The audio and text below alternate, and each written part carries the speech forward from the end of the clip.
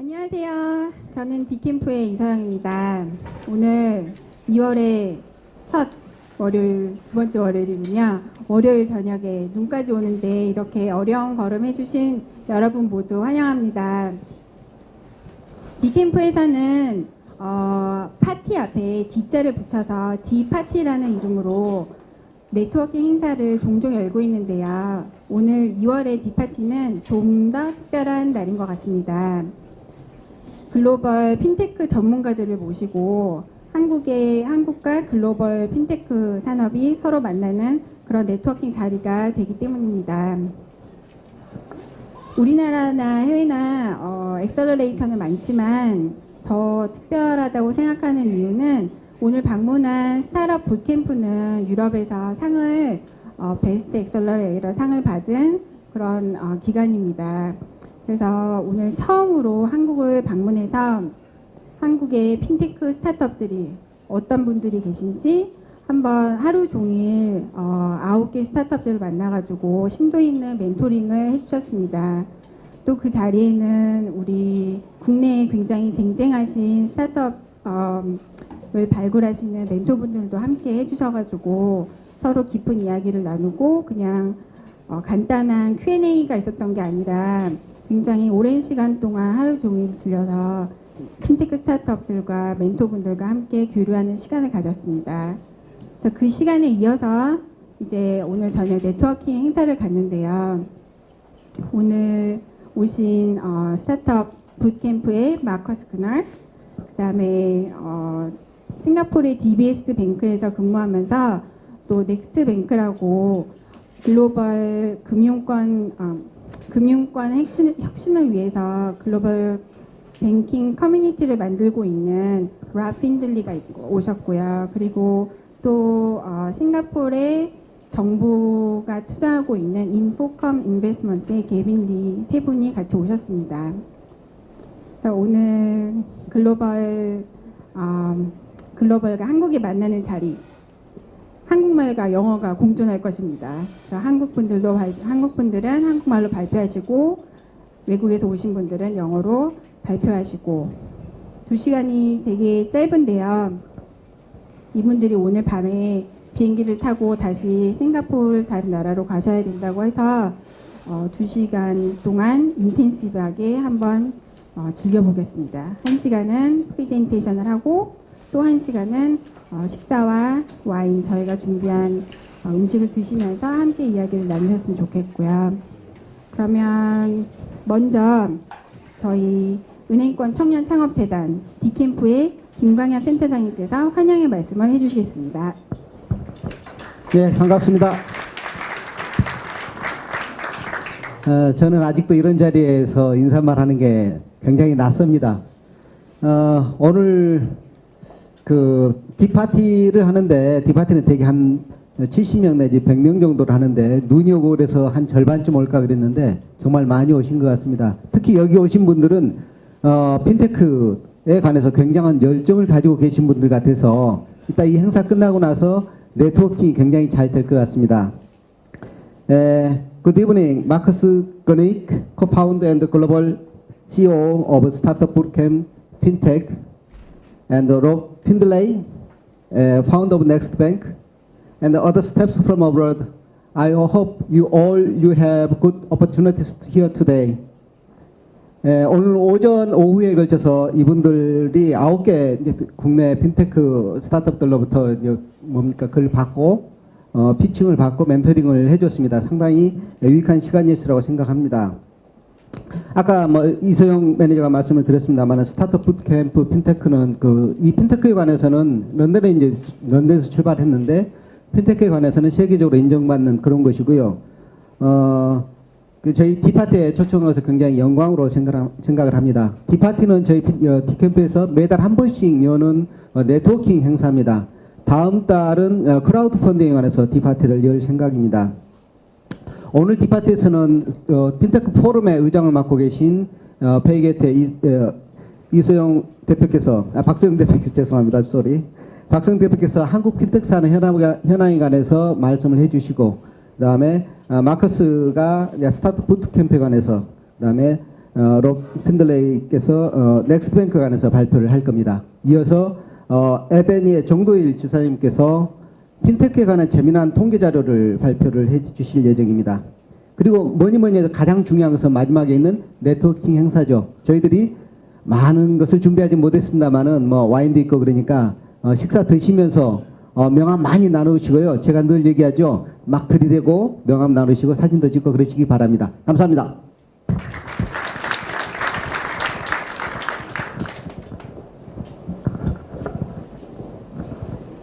네, 안녕하세요. 페이게이트 박수연입니다. 네, 저는 핀텍 포럼을 이끌고 있고요. 우리 핀텍 포럼은 지난 11월에 오픈했습니다. 제가 오늘 마커스하고 외국분들이 오셨는데 저는 이렇게 우리 센터장님처럼 영어로 멋진 그런 인사말을 준비를 못했네요. 대부분 우리 한국에서 오신 분이어서 한국 분들이셔서 한국어를 하겠습니다. 간단하게 말씀드릴게요. 그러니까 지금 한국 핀텍의 현주소를 간단하게 말씀드리면 굉장히 많은 분들이 핀텍에 관심이 생겼고 전통 금융기관들도 또 핀텍에 뭔가 해야 된다라는 그런 그 숙제들을 안고 계신데 그에 대한 답을 내보내지는 못합니다. 근데 그거는 우리가 마음을 먹으면 얼마든지 그 글로벌한 핀텍 기업들이 어떻게 가고 있는지 그리고 누가 핀텍을 지원하는지 또 각 나라의 정부들이 어떻게 핀텍 기업들을 지원하거나 법 제도를 바꾸는지에 대해서는 알 수가 있고요. 제가 여러분께 오늘 와서 드리고 싶은 말씀은 요 근래 제가 항상 하는 말입니다. 국내 자연스럽게 보면 언론에서 보면 핀텍 포럼이 국내 규제 관련돼서 바꿔야 된다 아니면 바뀌지 못하는 거 늦다 막 이런 얘기를 많이 하는데 국내 그 전통 금융기관들이나 정부가 현재 그 핀텍 의 흐름에 발맞춰서 빨리빨리 대처하지 못하는 건 사실일 수 있는데 근데 우리가 거기에 우리 스스로가 발목을 잡혀도 또 안 될 것 같습니다. 제가 이미 아시는 분은 아시겠지만 경험을 한 10년간 해봤는데 규제 관련돼서 너무 많이 몰두하거나 아니면 그 규제를 잘 바꿔보기 위해서 나를 위해서 바꿔보기 위해서 심지어 한국에 지금 진출해 있는 구글조차도 선불 충전 지불 사업 관련돼서 또 뭔가 규제가 있어서 사업하기 어렵다 고민을 하시고 계시고요. 그래서 그 부분에 대해서 핀텍 포럼이 좀 얘기를 해달라 이런 얘기도 하셨고 또 오늘은 제가 모 카드사에 가서 카드사랑 대화를 했는데 2002년도에 그 금감원에서 이렇게 규제를 만들어 놓으셨잖아요. 그것 때문에 우리가 이렇게 일을 못하고 있습니다. 그래서 2002년도 규제 관련된 거를 꺼내서 저한테 얘기를 하셔서 제가 굉장히 한편으로는 너무 아쉽기도 하고 한편으로는 답답하고 또 한편으로는 굉장히 어깨가 더 무거워졌습니다. 근데 그런 정부나 아니면 규제 당국의 어떤 입장 때문에 여러분이 너무 거기에 몰두하시는 것보다는 저 핀텍 포럼은 앞으로도 룩셈부르크에서 재무부 장관님 직접 오셔서 여러분 만나셨잖아요. 그리고 그 이후에도 계속 관심을 가지시고 매일 주고받고 계시거든요. 그리고 오늘 싱가포르에서도 오셨고 또 지난주에는 중국에서 오셨잖아요. 그래서 다음에는 제가 미국에서 오시게 하려고 하고 있고 또 오늘 아침에 소프트뱅크랑 콩콜을 하면서 소프트뱅크에서 일본을 대표해서 와서 일본의 규제는 어떻게 바뀌는지 내지는 일본 정부 당국이 어떻게 핀텍 기업들을 지원하고 있는지 그리고 소프트뱅크는 일본은 현재 핀텍 산업이 어떻게 가고 있는지를 좀 소개해달라 그랬더니 기꺼이 오고 싶다라고 하셨었거든요. 저는 우리 핀텍 포럼이 특별히 또 문턱이 없어요. 그래서 한국에 있는 핀텍 관련된 관심 있는 모든 분들이 모이셔서 대화를 하고 또 금융기관이나 아니면 정부 당국하고 대화를 할 수 있도록 계속 저는 그런 장소를 마련하거나 그런 기회들을 마련하는 게 제 의무인 것 같고요. 또 앞으로 계속 더 글로벌한 시장에서 그 글로벌한 기업들이나 정부들이 어떻게 움직이는지를 여러분들께 알려드릴 테니까 그러면 그 다음에 우리가 해야 될 일은 뭐냐? 국내 규제 관련돼서 몰두하지 말고 제가 은행분들하고 몇 번 미팅을 하거나 아니면 조금 간단하게 제가 강의할 기회가 있었어요. 제가 아직도 못하는데 저한테다가 강의를 해달라고 해서 가진 적이 있어서 은행이 뭘 해야 되는지 모르겠습니다. 굉장히 막막합니다. 이렇게 얘기를 하셔서요. 그랬어요. 그냥 너무 거창하게 인터넷 은행을 하겠다 이렇게 하시는 것보다는 이미 은행은 전통적인 창구를 가지고 많은 소비자와 대면을 하고 계좌를 만들어 주시고 그 계좌에다가 그 소비자의 급여가 들어오고 그 급여에서 카드 대금이 나가고 그 다음에 아이의 학원 요금이 나가고 병원비가 나갔습니다. 그러면 그런 많은 DB를 갖고 있기 때문에 그걸 가지고 우리 은행이 가장 잘할 수 있는 것이 뭔지를 찾아서 랜딩만 하시든 P2P 송금만 하시든 아니면 어떤 데이터베이스를 가지고서는 데이터베이스를 파는 그런 사업을 하시든 아주 중요하게 제일 잘할 수 있는 것들을 소구해서 서비스를 시작을 하시고 그 다음에 계속 펼쳐나가시면 좋을 것 같습니다. 라고 저는 그렇게 말씀을 드렸거든요. 그래서 스타트업도 그렇고 전통 금융기관도 그렇고 앞으로 핀텍 사업을 우리가 뭘 해야 되는지 아니면 어느 쪽으로 더 집중해야 되는지에 대해서 연구를 하시는 분들이라면 너무 폭넓게 생각하시지 말고 내가 제일 가장 잘하는 것 그것을 정확하게 확인하시고 진단하신 다음에 비즈니스 기획을 하시면 좋을 것 같고요. 그 다음에 자 창업을 해야 될 거잖아요. 근데 그때 우리가 한국말을 하고 우리 부모님이 한국인이고 저 부모님이 한국이시기 때문에 한국에서 창업을 해야 될까요? 절대 아닙니다. 이런 기사가 나가면 또 정부 당국에서 저를 또 이해하실지 모르겠지만 지금 우리는 글로벌 서비스를 하고 있고 우리가 앱을 오픈을 하면 결국은 전 세계인이 보는 거거든요. 그래서 우리는 창업을 지금 오늘 싱가포르에서도 오셨듯이 싱가포르에 더 다른 분들이나 정부하고도 얘기할 수 있으니까 싱가포르이 가장 적합한 국가라고 생각하시면 싱가포르에 가서 창업을 하시고 홍콩이라고 생각하시면 홍콩 가서 창업을 하시면 되고요. 또 룩셈부르크는 또 5월에 오라고 또 초대도 하시던데 룩셈부르크 가서 창업하셔도 됩니다. 그 다음에는 창업은 자기가 가장 적합하다고 생각하는 나라에 창업을 하시고 그 다음에 마케팅은 또 내 아이템은 중국에 가장 마켓하기가 좋아. 그럼 중국에서 마케팅을 펼치시면 되고 인도이면 인도에서 펼치시면 될 것 같습니다. 그렇게 해서 비즈니스가 잘 커지면 그 다음에 한국으로 돌아도 되는 거고 전 세계적인 서비스가 돼도 되는 거니까 꼭 여러분께 강조하고 싶은 것은 규제에 너무 몰두하지 말고 그다음에 내가 가장 잘하는 것이 무엇인지를 찾고 그다음에 이미 정부는 오픈되어 있기 때문에 뭐 각 나라의 정부기관이나 아니면 이렇게 VC나 아니면 뭐 스타트업을 미는 분들하고 다 만날 수 있으니까 그러면 나를 가장 환영하고 내가 가장 일하기 좋은 나라에 가서 법인을 차리시고 그 다음에 내 아이템이 가장 잘 그 시장에서 적용될 수 있는 나라를 정해서 마케팅을 하시는 것은 절대로 어려운 일이 아닙니다. 그러니까 여러분이 오늘 제 이야기 들으셨으면 그 부분만 다 잊어버리시고 그것만 꼭 기억하셔서 앞으로 업무를 하실 때 도움이 되셨으면 합니다. 예, 이것으로 제 오늘 오프닝 멘트를 마치겠습니다. 감사합니다. 후에 그 마이커스 그날기 프레젠테이션 해줄 거고요. 여러분들 영어 다 들으실 수 있죠? 그리고 어제 그 샹하이에서 이제 아시아 10개국을 지금 10개 도시를 돌고 있는데요. 샹하이를 지난주에 갔다 왔다고 하더라고요. 근데 샹하이의 핀테크 스타트업 수준이 되게 좋지 않을까 하고 생각을 하기 쉬운데 오히려 오늘 우리나라에서 뵌 분들이 훨씬 좋았다고 합니다. 그래서 그 핀테크의 그 최근 동향을 가장 접하고 있고 잘 알고 있는 분의 인사이트를 들을 수 있는 시간이니까 한번 들어보도록 하겠습니다. 감사합니다.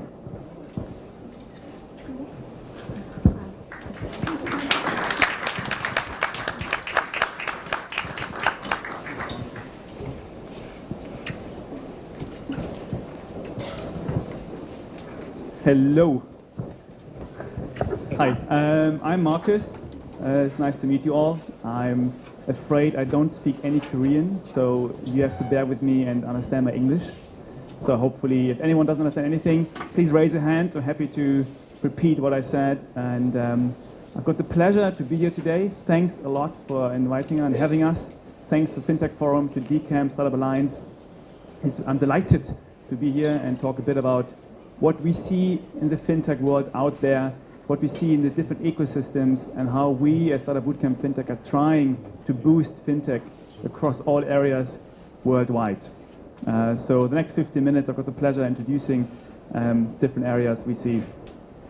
Quickly, before I start into the FinTech world, you maybe wonder what this German is doing here in front of you with a British accent. So I'm Marcus, and I started actually my career in material science and engineering. So I'm a really hardcore German engineer, which worked in the aerospace industry. This is a picture with my first startup. This was in Shanghai when I used to sell suits to German students. So my first company was about selling suits to students. I didn't sell any students. And this was one of my first tailors I hired to produce suits. So I did a fashion startup before, and also then I moved to London to work and started a clean tech startup, so in the energy world. Shortly after that, I tried to figure out what can be done to bridge the gap between startups and the corporate world. Because I was selling to corporates all the time, like long sales cycles, took me a long time to actually get a deal done with corporates. So it really bothered me, what can you actually do to bridge the gap between startups and the corporates? And that's when I started Startup Bootcamp FinTech a year ago with my co-founder in London, Actarius Lolios. And I will tell a bit about it in a minute. But first of all, This is a very important sentence. For all of you here in the room, fintech is happening. Yeah? Fintech is something that you can't ignore, can't avoid, and can't deny anymore. It is something that is happening worldwide. For everyone in the room, startups, regulators, banks, government, it is an exciting movement that is going on worldwide, and we're happy to be and lucky to be part of this. First of all, actually, let's talk about what is fintech. There are many solutions and many definitions out there, and everyone has their own definition what actually means fintech. And I start with a challenging question: is it fintech or is it fintech? So many times we see companies that are actually doing something in the finance world with the technology. And many times we see companies having technology that can be used in the finance and banking world. This can be everything from payments. It can be everything to the back office. It can be something in the cryptocurrency world. It can be financial inclusion, banking the unbanked. It can even go into the whole private and corporate banking, obviously peer-to-peer, which is a big word right now. So we're looking at the whole spectrum of fintech, from insurance to the corporate, to the private banking, to wealth, to even the pension funds that are out there. So fintech is happening all across these areas, and I'm going to talk about a bit what we want to see more and what we don't want to see that much. This is, I guess, payments infrastructure. You see this a lot now in America. This is not just fintech. Fintech is not just payments. When we go somewhere to conferences and we say we do fintech, oh, you do payments. No, we're not just doing payments. Oh, you do bitcoins. No, we're not just doing bitcoins. It is more than that. And I think what we see a lot, and this is kind of the 3Ds we see in fintech, is one of them is disruption. So we see a lot of fintech startups coming up with disrupting the finance and banking world. We see a lot of startups that are doing something disintermediate certain activities and processes in the banking world. It can be everything from the payments to cryptocurrencies. It can be also just other startups that are building another layer to the existing infrastructure of the banking system. And then lastly, it's a big delusion, so there might be also a few people and corporations that's going to be delusionized very soon. We're very keen, and this is something we see and we say a lot, we're very keen to see 4 pillars within fintech happening soon.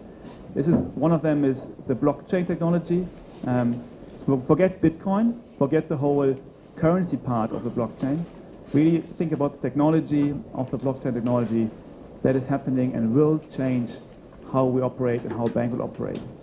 As people say, it's similar to the 1990s where the internet started. This is the blockchain today. Secondly, we see more trends in the whole private and SME lending space. So every product that can be manufactured and produced to actually then help the banks to operate more with the private clients, with SMEs, with the lending space. Welcome. Thirdly, we want to see more in the unbanked world.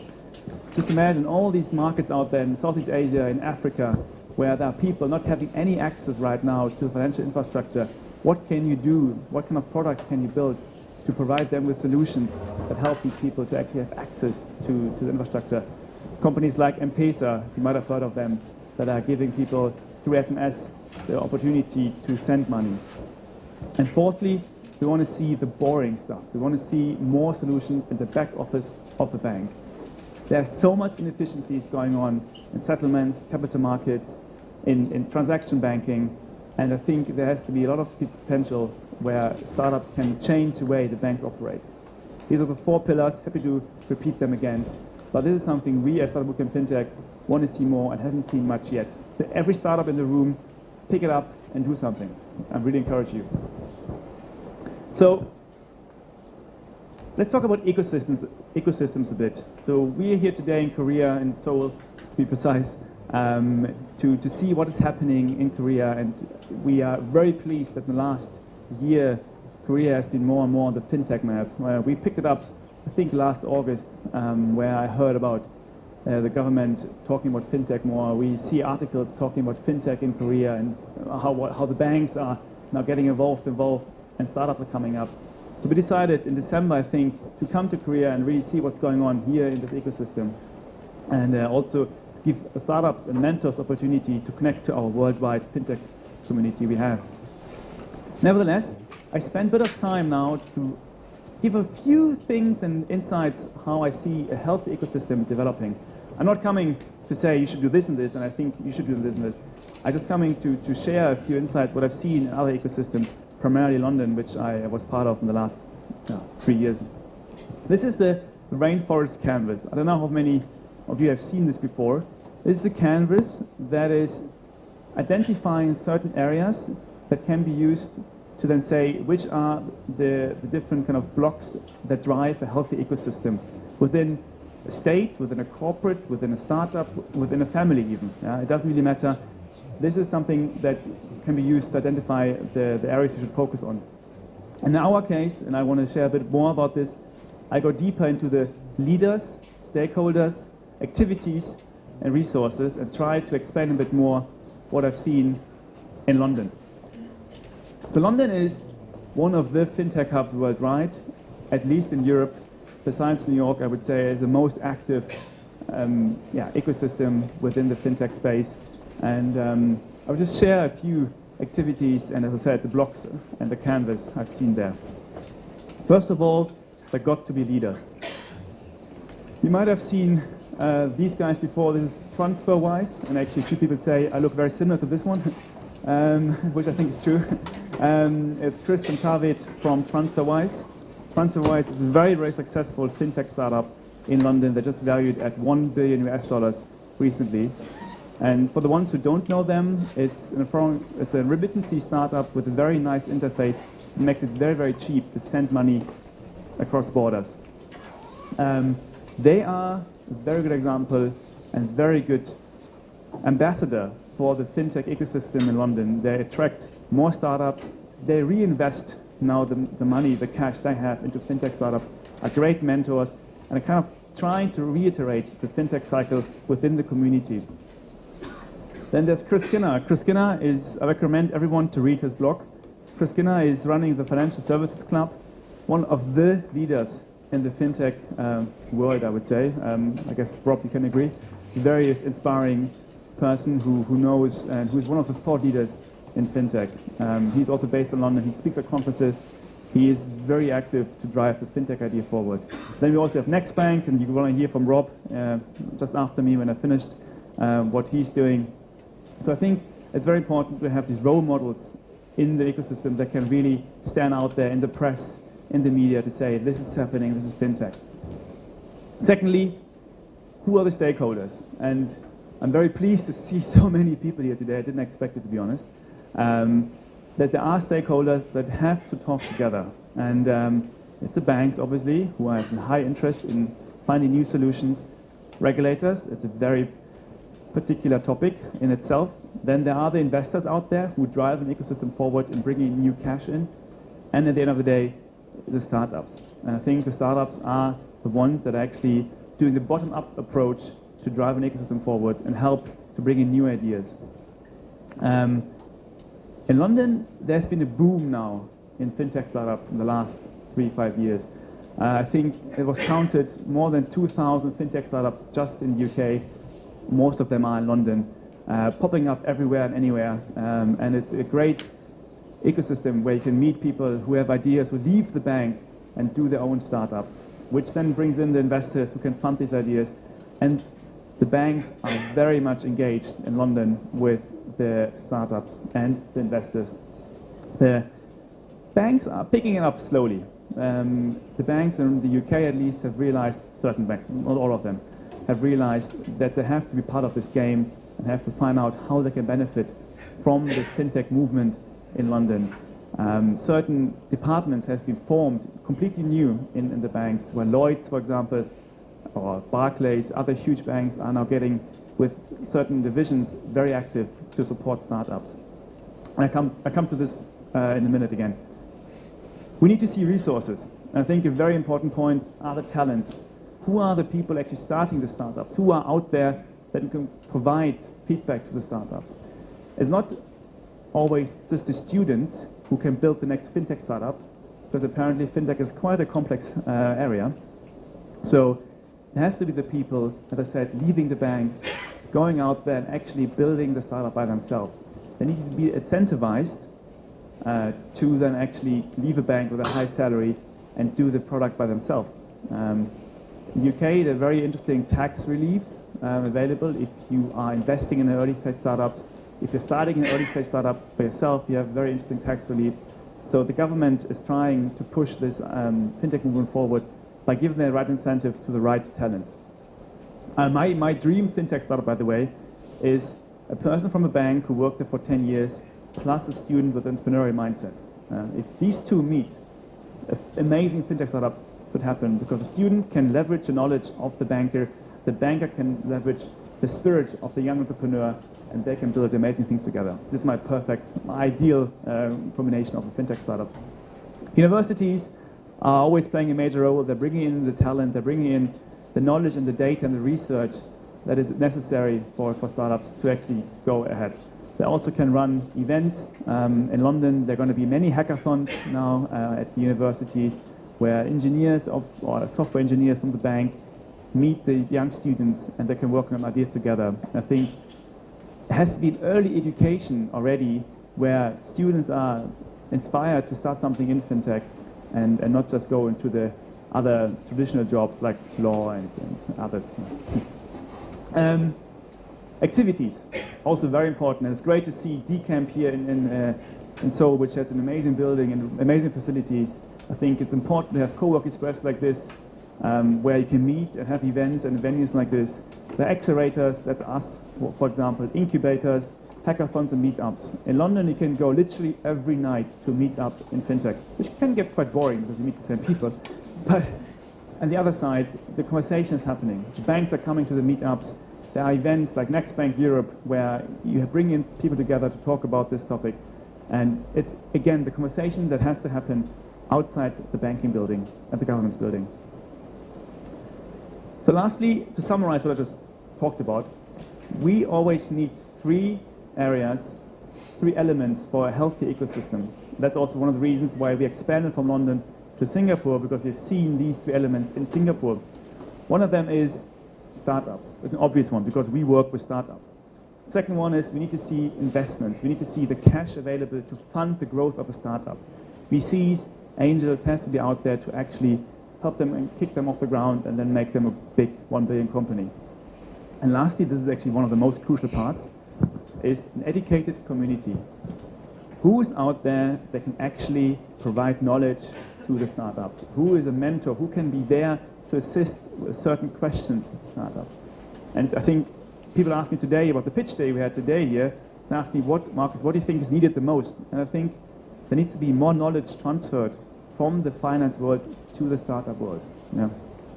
There has to be mentors who are working with the startups, investors, angel investors, who are with the startups and say, I think you should focus on this. I work with capital markets. I think you should do this. It's not just a startup by themselves. It's a community that really takes it and takes the startup off the ground. So this is really important for us, and this is something we've seen in Singapore more than other cities right now in Asia, and that's why we started there. The question is now, that's all nice, but what can you actually do? And these are three elements we see, but what actually drives an ecosystem? And we're not the only solution, but I would say Startup Bootcamp Fintech plays a very important role to actually build up an ecosystem as I just described it in my nice little canvas. Startup Bootcamp Fintech is one of the leading organizations in the world that is doing fintech with startups and banks. So what we are, I would say, very important, we are the voice of the startups. We are coming always from the startup point of view. We want to build great companies that can succeed and have a growth. Yeah? We are part of the debate. We're not sitting at conferences where just banks talk about innovation and it's all going to happen and payments. And no, we're actually on the other conferences sharing the needs of a startup. We're talking about what does a startup actually is about. What is a startup? We have to educate the fintech community and say, listen guys, we have 10 startups here and they need this. They need to be there. Yeah. So we're part of the debate, part of a startup. And we are driving fintech globally. I think not that many can claim this, but we are very global. We're here, for example, and we're bringing in certain knowledge to drive fintech. Yep, we are in London, and since 4 weeks, we're in Singapore. So I moved to Singapore 4 weeks ago. Very exciting. which is 40 degrees warmer than right now it is here. So a different climate. We are now in these two major fintech hubs to run our acceleration programs. I'm going to talk about this, what actually it is. We always choose 10 startups per year to take them through a program, to our acceleration program. And we believe we'd pick the top 10 startups that are actually going to change industry. In London last year, we had 432 applications for the London program, and we picked 10. I expect something very similar for Singapore, more this time from Asia. And we do this acceleration. I don't know how many of you actually know an accelerator. It is a very, very intense 13 weeks program. It's very hands-on, and we make everything happen that a startup actually can survive for 13 weeks. And so I thought, for the guys of you who actually don't know what accelerator is, I will show you a very quick video that summarizes our acceleration in London, and I hope that will work now.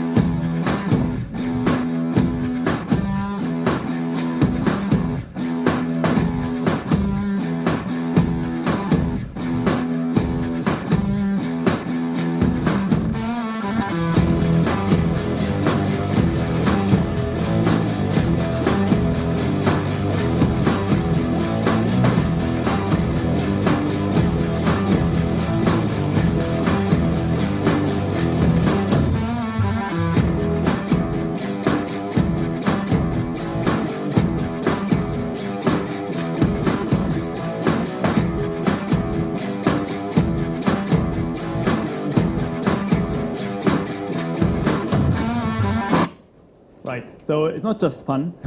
Maybe it looks like it's a lot of fun. It's a 3-month program, and it's a very bespoke.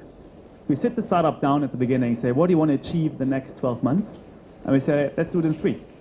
So it's a very condensed time where if the startup needs customers, we make sure they have new customers. If they need marketing, we give them the certain exposure they need.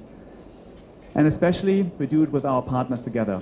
So at the end, at the big demo day after 3 months, they are able to raise more money than they would have done without.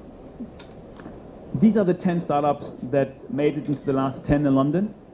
Hopefully you're going to see a few names in the future because they're going to be very big. It's a very diverse cohort. I already mentioned it earlier during the day. We see fintech very diverse, and this is also reflected in our cohort. Inslee is an insurance brokerage startup. Mchanga is a crowd fundraising platform from Kenya. MiniPay, for example, is micro content monetizing. Epify is a middleware to bridge this banking and the cryptocurrency world.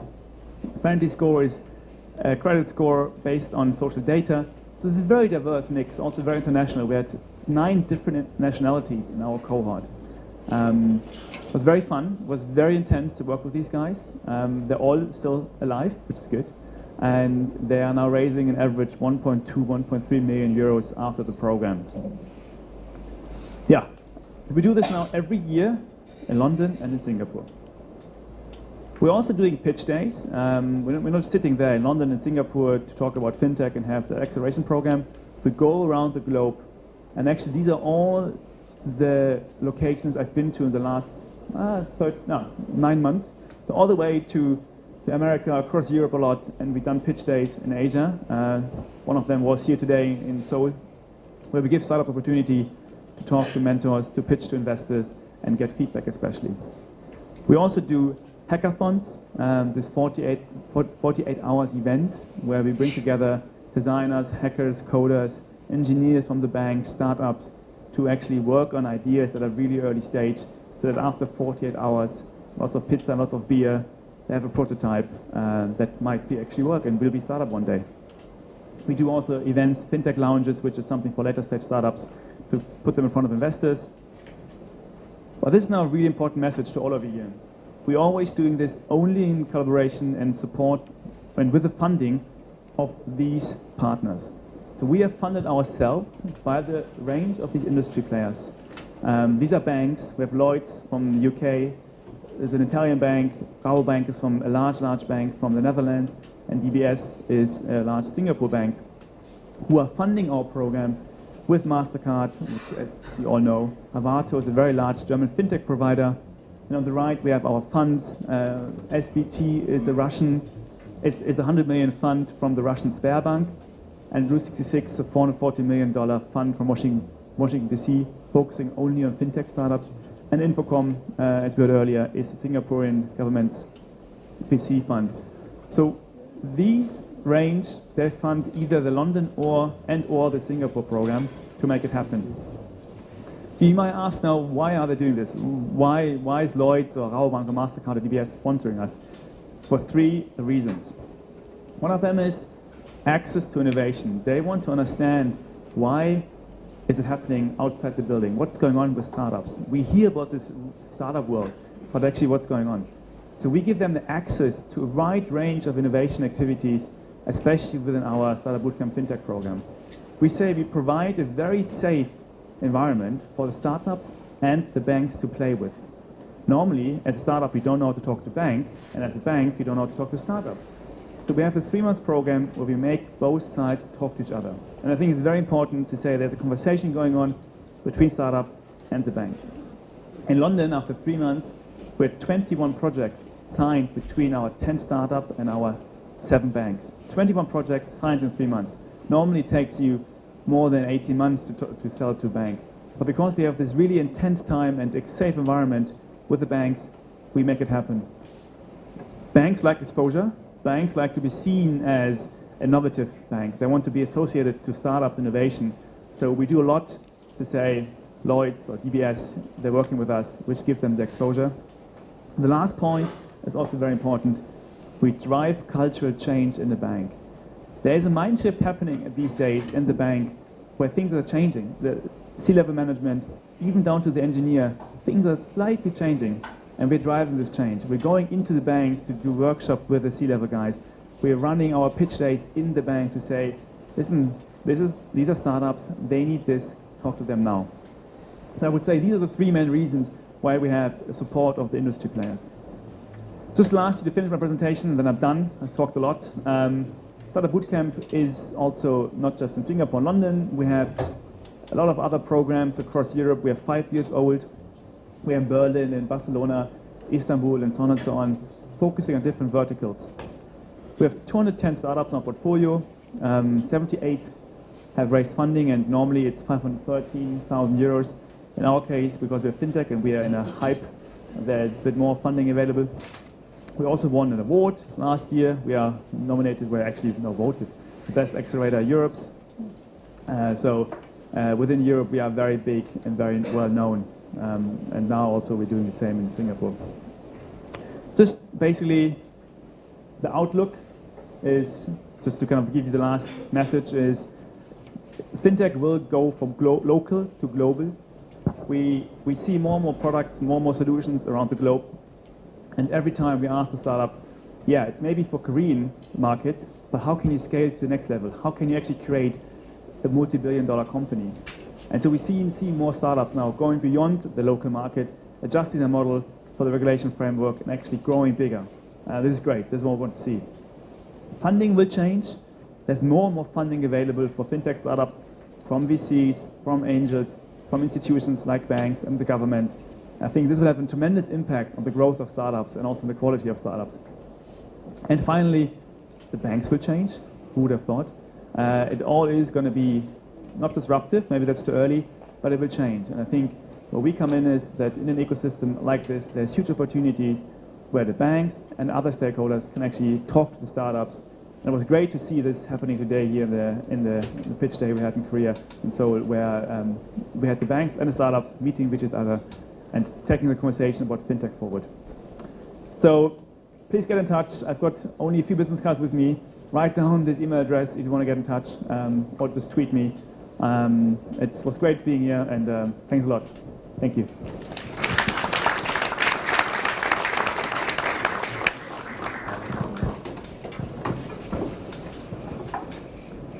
방금 좋은 말씀 많이 해주셨는데요. 지금 은행이랑 금융권이랑 스타트업이 서로 더 잘 아는 것이 중요하다고 또 말씀해 주셨는데, 그런 일을 하고 계신 분입니다. 락 핀리, 넥스트뱅크라는 글로벌 뱅킹 커뮤니티를 만들어서 활동을 하고 계신데, 이분은 뱅커이기도 합니다. 싱가포르의 DBS 뱅크에서 일을 하시면서 어떤 국제적으로 금융계 혁신을 위해서 일하시는 분인데요. 한번 그분의 이야기를 들어보겠습니다. 락 핀리.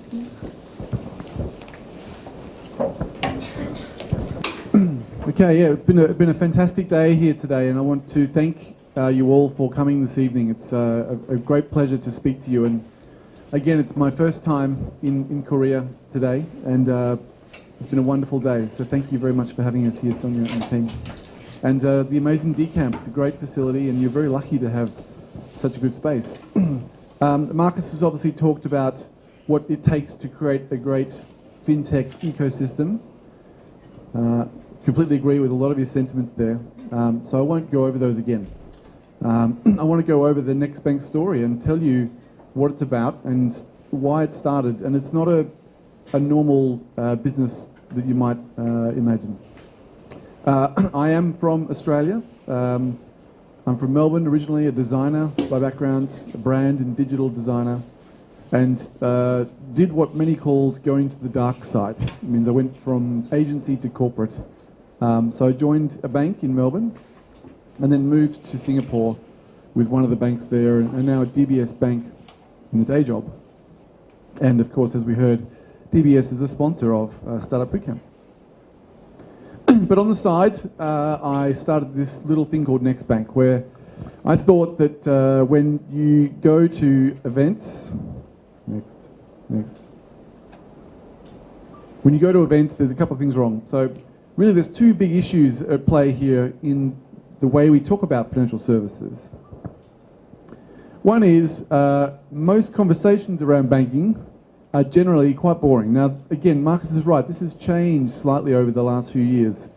But really, when I started Next Bank in 2011 or 12, wow, going to an event or talking to a banker about something like fintech, about something like innovation in banking, even talking to them about customer experience, about user experience, about UI, it honestly wasn't a very fun conversation to have. It was usually someone very senior up front in a very austere, sharp suit, talking about very serious issues.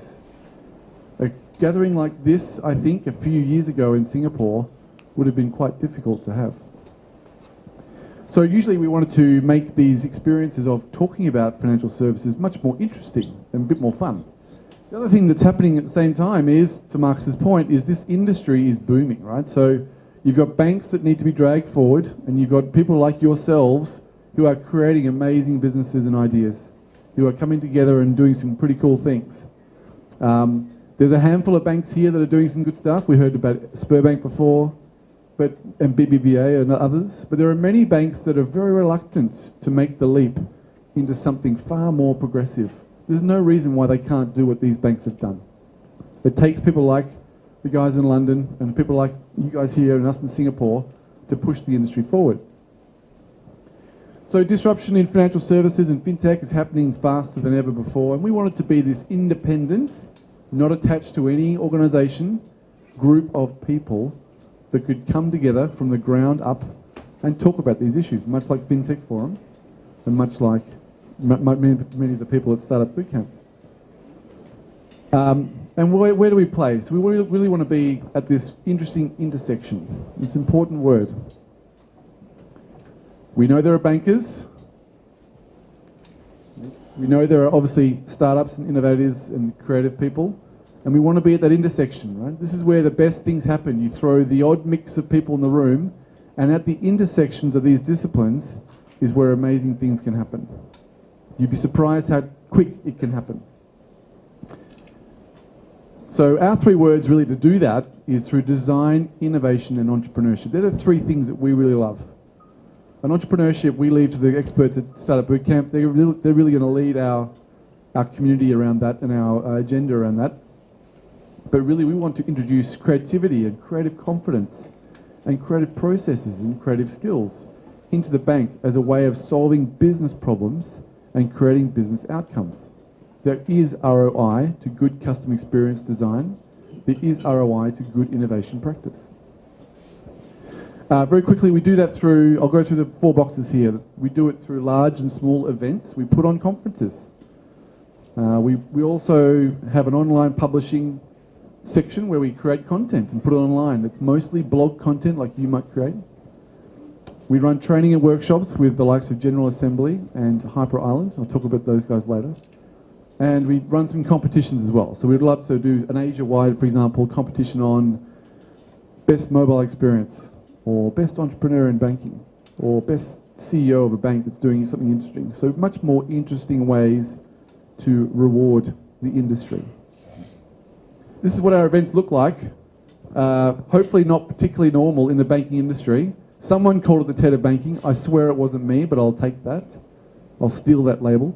But they honestly look like this. I mean, again, today it seems fairly normal. But back when we first did this event, our events were very unusual for bankers to go to. They felt very uncomfortable in casual clothes at an event that looked like a design conference. This is Singapore. The bottom left is me in Sydney. Next to me are the guys, startup guys in Rome. Over there is one in Madrid. So we've done them in many places. We also do small events like this as well. Again, the power of the social meetup now is actually pretty cool, right? So tonight is a great example. This is just as impactful as a full-blown conference. You'll notice that a lot of the events that I organise have loads of alcohol involved. So that'll be a common theme wherever you see me. Not a bad thing. So this is where we've been. So the reason to have this map up here is to explain a little bit about the things that we've seen as we go into these different markets. So the model is that I put on a few of these events, but through other partners, they've put some on under our brand. Very interesting to see the activity that's happening in South America. Absolutely flourishing in the fintech space with very little support of the ecosystem that Marcus talks about. It's still very early days, but they are hungry to go global very quickly. The same goes, I guess, with the guys in China, obviously, and we all know what's happening there. Sydney, really booming at the moment. Just like in Korea, the government is making huge, very deliberate steps to support the industry. So be aware of what is coming out of Sydney. They will want to compete in this region. There's no doubt about that. They probably won't have the resources the likes of Singapore or Hong Kong has, but they will try. We've done one in Nairobi that was clearly around mobile fintech and banking. And again, really locally contextual example of the power of fintech in Kenya. And we've done a few in Europe and North America, although funnily enough, they're not really that interesting to talk about because in those markets, we all know what we talk about there, but it's more these emerging markets in South America, Africa, and Asia, which to us are very exciting. So we run events and we get others to run events for us, and we would love one of you guys to run an event here, for you to run it, for you to host it, just like TEDx. You can run an event under our brand. This is what it's going to be next week. Actually, no, this Thursday, we're doing an event in London at Level 39, which is the well-known incubator there. Sydney is in March in the Macquarie Bank headquarters. Pretty unique building, you would say. Really great space. We do Singapore again in May. This is the Red Dot Design Museum where we hosted our first ever event. That's what our first ever event looked like. 200 people there for a couple of days. That's James Gardner, who at the time had just left Lloyd's TSB. He was the head of innovation for Lloyd's. And we're doing New York as well, so New York in June. So again, we're going to the obvious places, right? But what is happening in these places is really exploding. So it's a great thing to be there. And this is the mix of people we get. So Marcus talked about these different participants and players. We want to have all these guys in the same room at once. A normal event, I'm sure you guys have been to a conference, for example, where it's usually just bankers and technology companies trying to sell to the bankers, right? It's usually a big technology company trying to sell their software, get some business cards, generate some leads. The problem with that is the value for the bankers disappears very quickly as soon as they know that they're the target. The best thing about entrepreneurs and the best thing about creative people is when you throw them in a room with these other guys, they don't care about that other stuff. All they want is to learn something new and to see if there's something they can all work on together. The mixture of these people in the same room creates a fantastic dynamic. It is quite hard for us, we've found, I'm not sure about FinTech Forum here, and hands up any regulators here before I talk about them. Is anyone here from the regulator?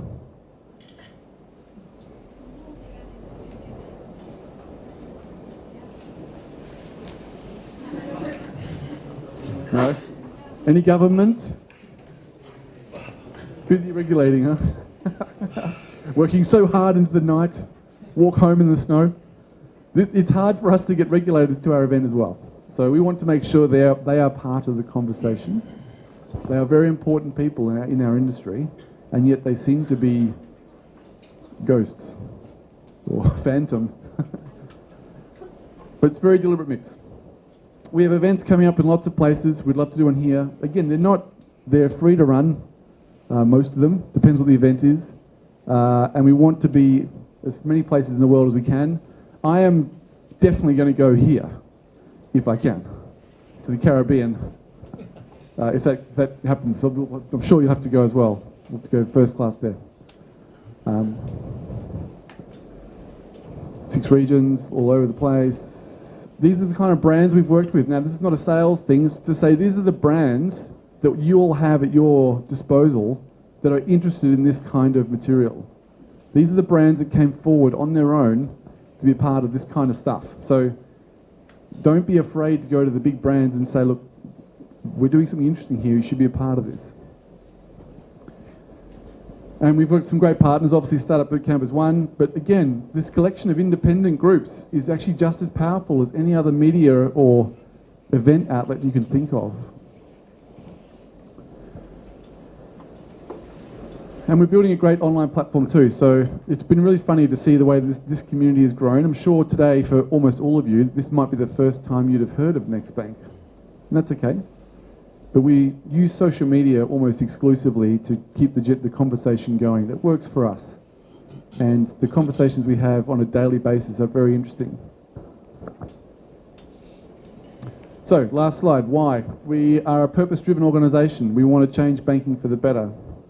How do we do it? Design, innovation, entrepreneurship. The combination of those 3 things are very powerful drivers of change. And then the what. So we build a community, we host events, we create content, research, and so on. But really it's about making everyone have a chance to contribute to the conversation. And I absolutely invite you all to be a part of the NextBank community globally. I would really welcome that. That is it. My email address, the Twitter handle's there, and our web address is at the bottom, a bit hard to see at the back. nextbank.org. please get in touch. Say hello. Come to Singapore in May for a holiday. Come to Sydney in March. It's beautiful in Sydney. And we'd love to see you guys either at our event or if we can host an event here, that would be amazing too. Thank you very much indeed. Thank you. 다음은 프레젠테이션 마지막인데요. 앱 애니의 한국 지사장 정도일 지사장님께서 발표해 주시겠습니다. 앱 애니? 핀테크? 뭘 말씀하시려는 거지? 하고 궁금해하실 것 같은데요. 앱 애니는 모바일 앱에 대한 데이터를 글로벌리 가장 많이 갖고 있습니다. 그래서 오늘 처음으로 핀테크에 관련해서만 자료를 뽑아가지고 지금 글로벌 트렌드가 어떤지 말씀을 해주실 예정입니다. 박수로 맞이해 주십시오.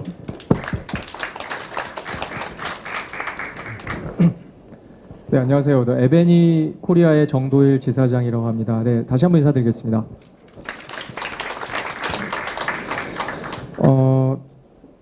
제가 그 디캠프를 초대를 받고 고민을 많이 했습니다. 저희 에베니가 핀테크에 관련해서 어떤 인사이트를 말씀드릴 수 있을까? 사실 주말 내내 좀 고민을 했고요.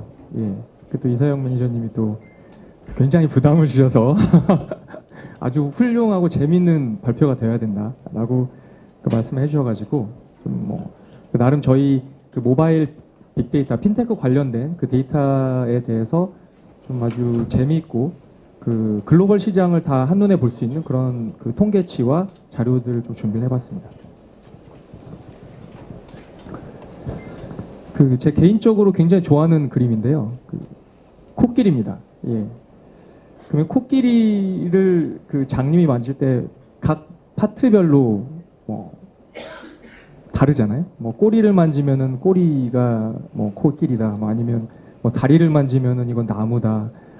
근데 사실 핀테크 시장을 보는 것도 사실 굉장히 비슷한 것 같아요. 지금 핀테크에 나와 있는 앱들을 보면 굉장히 많습니다. 이커머스 쪽에서도 들어와 있고, 모바일 플랫폼에서 들어와 있고, 이통사들이 또 들어와 있고, OS 개발사가 들어와 있고, 또 삼성이나 구글 같은 데가 또 왈렛 형태로 들어와 있고, 또 메시징 플랫폼 카카오톡이라던가 위챗이라던가 스냅챗 같은 데들이 핀테크에 굉장히 경쟁적으로 굉장히 빨리 많이 들어오고 있습니다. 실제 중국이나 유럽 같은 미국 같은 경우는 신용카드를 사실 스코어 레지스터 같은 아까 저희 보여주신 마커스가 보여주신 그런 앱들을 가지고 결제를 이미 하고 있고요. 신용카드나 뱅킹사들이 상당히 큰 위협을 받고 있습니다. 그래서 그런 데이터들에 대해서 오늘 그러면 핀테크 시장을 어떻게 우리가 데이터 관점에서 좀 봐야 되는가에 대한 말씀을 좀 해보겠습니다. 저희 에베니도 스타트업입니다. 2009년도에 저희 생겼고요. 지금 시리즈 D까지 해서 한 1,200억 정도 저희가 투자를 받았고요. 3주 전에 아마 기사를 보셨겠지만 여기 보시는 IVP라는 샌프란시스코에 있는 벤처 캐피탈리스트, 트위터, 넷플릭스, 드롭박스, 슈퍼셀 이런 데 투자한 회사가 저희 이제 에벤 600억을 투자를 했고요. 그래서 전 세계적으로 10개 정도 지사가 있고 300명 정도 일을 하고 있고요. 저희 한국 오피스는 지금 저 포함해서 6명 일하고 있고요. 저희 이제 지금 제 입은 티셔츠를 입고 있는 직원들이 곳곳에 지금 앉아 있습니다. 그래서 이따가 저희 슬라이드를 보시고 나는 좀 데이터에 대해서 좀 더 알고 싶다. 그러면 저희 직원분들한테 가감 없이 문의를 하셔도 좋을 것 같습니다. 저희 고객사들이고요. 전 세계적으로 한 800여 개사 정도하고 같이 일하고 있고요. 한국 같은 경우는 다음 카카오, 그다음에 NHN, 네이버, 그다음에 CJ 이런 회사들하고 지금 굉장히 긴밀하게 일하고 있고요.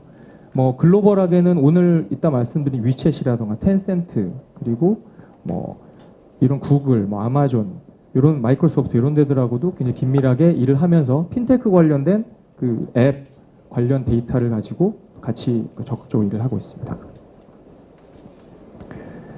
저희 이제 플랫폼에 대해서 좀 사실 이해를 돕기 위해서 먼저 말씀을 드리면 어떤 식으로 모바일 빅데이터를 저희가 수집을 하냐면 메뉴에 보시는 이 애널리틱스 같은 경우는 지금 67만 5천 개 정도 앱이 저희 시스템에 연동이 되어 있습니다. 그래서 예를 들면 핀테크 관련된 앱을 텐센트에서 런칭한다. 그럼 저희 시스템의 다운로드 수치와 매출 추정치들이 잡히게 되고요. 그런 이제 앱들과 관련해서 전체 시장들을 저희가 분석을 하고 있고요. 스토어 스택 같은 경우는 한 580만 개 정도 앱이 저희 이제 실시간으로 저희 에베니 사이트에서 분석이 매일매일 되고 있습니다. 그래서 뭐 어느 국가의 어느 핀테크에 관련된 앱들이 어느 정도 랭킹이 오고 있는지에 대한 분석을 저희가 또 하고 있고, 맨 마지막에 있는 인텔리전스 같은 경우는 이제 실제로 저희 BM이죠. 뭐 다음 카카오나 예를 들면 네이버 같은 데서 실제 어떤 나라의 어느 정도의 그 시장 사이즈나 그 다운로드 수치들을 볼 때 이용을 하고 있는 플랫폼입니다. 저희가 지원하고 있는 건 밑에 보시는 뭐 탭조이라든가 애드모비라든가 아마존, 뭐 iOS, 페이스북, 인모비, 한 40여 개 정도 제 플랫폼과 저희가 또 연동이 되어 있습니다.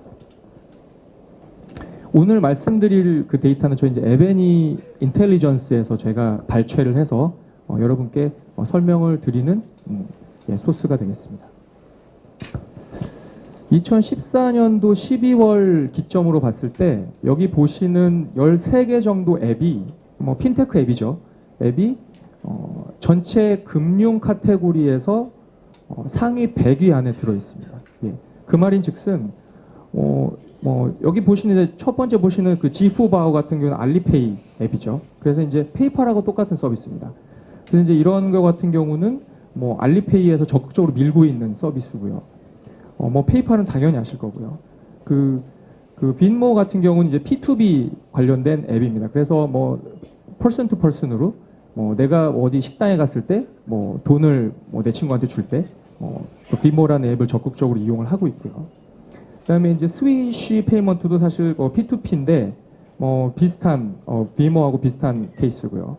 그 AU 월렛 같은 경우는 일본의 KDDI에서 런칭한 그 핀테크 관련 앱이 되겠습니다. 그리고 그 이지푸라는 건 이제 윙페이, 그 차이나 모바일에서 런칭한 거죠. 그래서 캐리어 빌링 형식의 그 어떤 앱이 되겠고, 아까도 말씀드렸지만 업계를 초월해서 상당히 많은 그 경쟁자들이 핀테크에 지금 들어오고 있고요. 그 텐페이 같은 경우 잘 아시지만 텐센트가 런칭한 거고요. 그 멀카도 파고라는 거는 이제 남미 쪽에서 그 중간에 악수하는 그림의 앱인데, 이 같은 경우는 남미와 북미 쪽에서 그 P2P 관련한 앱으로 런칭을 현재 하고 사람들이 굉장히 많이 사용하고 있고요. 그리고 이제 K페이 같은 경우는 사실 우리나라 이니시스에서 런칭한 건데 사실 많이 쓰고 계신지 모르겠지만 저는 사실 써본 적이 없거든요. 그래서 사실 카카오페이나 뱅크월렛을 저는 사실 많이 쓰고 있는데 그런 부분에서 K페이도 사실 저희 그 100위 안에 핀테크 앱으로 올라와 있고요. 그 스코어 캐시 같은 경우는 여기 맨 밑에 있는 것처럼 아까 그 마커스가 얘기한 그 크레딧 카드 긁는 거 있잖아요. 그거에 대한 P2B 버전이라고 생각을 하시면 되겠습니다.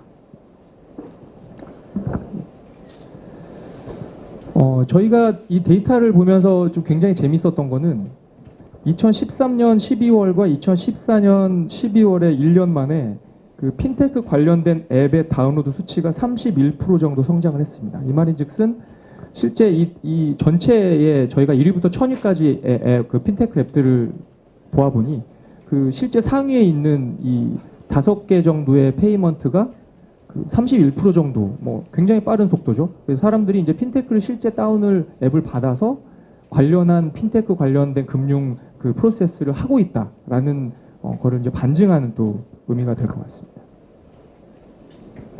아까도 말씀드렸지만 코끼리 얘기를 해드렸죠. 예.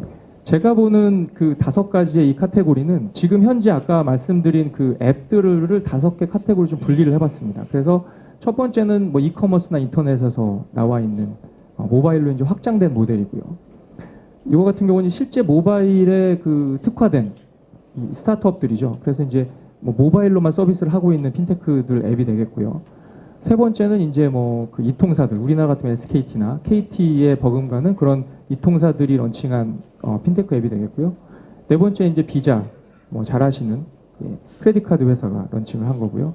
구글 월렛 같은 경우는 이제 OS 디벨로퍼에서 런칭을 한 핀테크 앱이 되겠습니다.